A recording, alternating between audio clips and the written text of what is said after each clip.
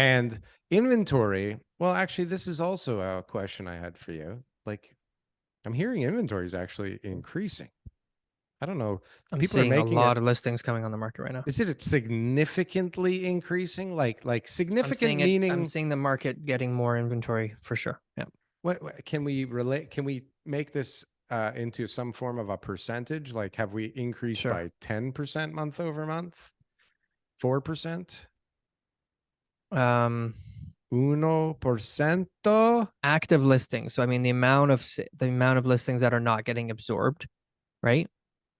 That percentage, like new listings are probably up a good chunk, 20%, What? 30%, a good What? amount. New listings are up big 20%. time for sure. I'm seeing a ton of new listings in all the markets. Regardless, those sales are also climbing still. So there's still a bunch of people Very buying. important. So they're Yes. absorbing a lot of those. It's But as getting far as like absorbed. the residual that's coming up, yeah, I mean, if I had to throw out a number there, we're going to be sitting with, 10 to 20% more listings at the end of the month in May that we're in right now than I think we were in April. That's 10 what to my gut is. 20. I mean, And that and, and gap is condos are not moving significant. great.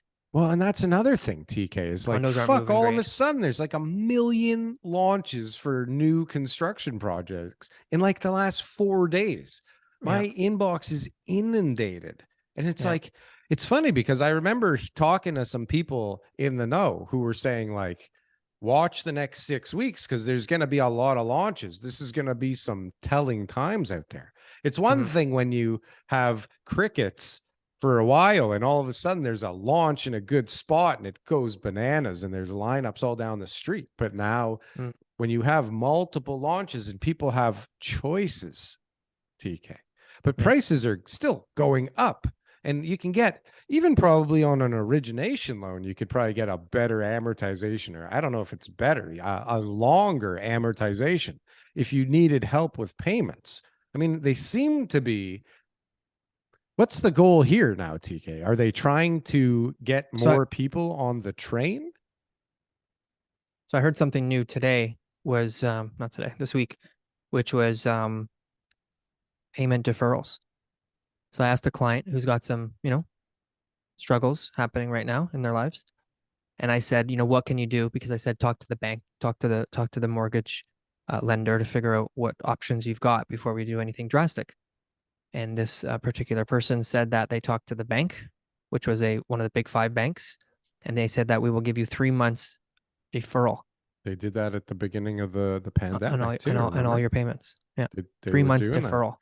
3 month deferral that Yeah. compounds like crazy. That turns into a win for the bank for sure. So hold Well, on a no, sec. they added to the principal, whatever. But regardless, the Yeah, banks are like, what whatever it'll can we take. do right now to be able to help all the people that need the help? So there isn't a flood of inventory. So the prices continue to go up. So it avoids at least some of the power sales that we're going to have to do.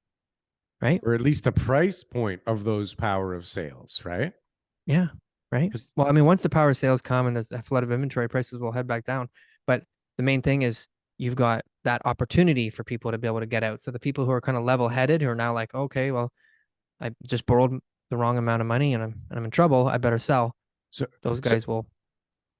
so Which I have you I have an I have another guy too who's got the same. I had another power sale. I got so many of those situations. but it's crazy. Another There's power sales, and then there's guys coming in paying 2 mil cash. I know. Like 2 or 3 years ago, one of our partners went to go see this person, and I never met him, and so they changed careers or something like that. So the file was dropped on my desk, and so I was calling him and keeping him updated. And then just like 2 weeks ago, it was like, well, actually, no, I need your help. And so I brought him over to a lender, and the lender said too high of a loan to value, can't help him. The only option is to sell.